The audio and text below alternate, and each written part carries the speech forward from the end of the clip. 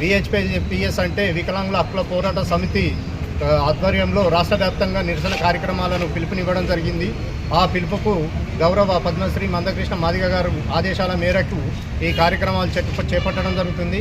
గతంలో మేము జిల్లా కేంద్రంలో కూడా నిరసన కార్యక్రమాలు చేశాం.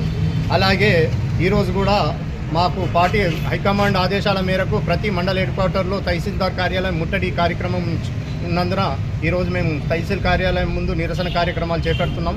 ఇప్పటికైనా రాష్ట్ర ప్రభుత్వం ముఖ్యమంత్రి రేవంత్ రెడ్డి గారు దిగివచ్చి ఆయన ఇచ్చిన మాటనే మేము అడగలే నేనే ఇస్తానని చెప్పేసి హామీ ఇచ్చి నమ్మించి ఓట్లు వేయించుకొని గద్దెనెక్కినటువంటి ముఖ్యమంత్రి ఈరోజు ఈ ఆసరా పింఛన్దారులను నిర్లక్ష్యం చేసి వారిని అవమానించడం జరుగుతుంది. దీన్ని దృష్టిలో పెట్టుకొని మేము ఈ కార్యక్రమాన్ని జరుపుతున్నాం. అతి త్వరలో కూడా హైదరాబాద్ రాజధానిలో కూడా భారీ ఎత్తున మందకృష్ణ మాదిగ గారి ఆధ్వర్యంలో పెద్ద ఎత్తున కార్యక్రమం ఉంది. అందులో భాగంగానే మేము మండల కేంద్రంలో ఈ నిరసన కార్యక్రమాలు చేపడుతున్నాం. ఇప్పటికైనా రాష్ట్ర ప్రభుత్వం ఇచ్చిన హామీలను గుర్తు చేసుకొని వెంటనే ఆసరా పింఛన్దారులకు పెంచుతామన్న పింఛన్లు ఇచ్చి మా బతుకులను నిలబెట్టాలని కోరుతున్నాం. అలాగే రాష్ట్ర ప్రభుత్వం ఎప్పుడైతే అధికారంలోకి వచ్చిందో మంతని సామెల్ మాదిగ కామారెడ్డి జిల్లా ఇన్ఛార్జ్. ఈరోజు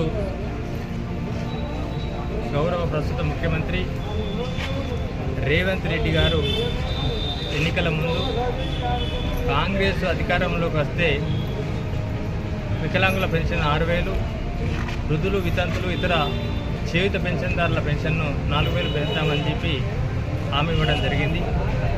ఆయన హామీ ఇచ్చి అంటే మేము అధికారంలోకి వచ్చిన మరుసటి నెల నుంచే పెన్షన్ పెంచుతా అని చెప్పి హామీ ఇవ్వడం జరిగింది. కానీ ఇప్పటికీ 22 నెలలుగా తను గద్దెనెక్కి కూర్చున్నాడు. ఏదన్నా సమస్యను అడిగినప్పుడు మాత్రం నా దగ్గర ఉన్నటువంటి ఖజానా గతంలో ఉన్నటువంటి ప్రభుత్వం చేసినటువంటి అప్పులకు నేను వడ్డీలు కడుతున్నా అని చెప్పి చెప్తా ఉన్నాడు. కానీ ఆయన ఇచ్చినటువంటి హామీని మాత్రం మర్చిపోతున్నాడు.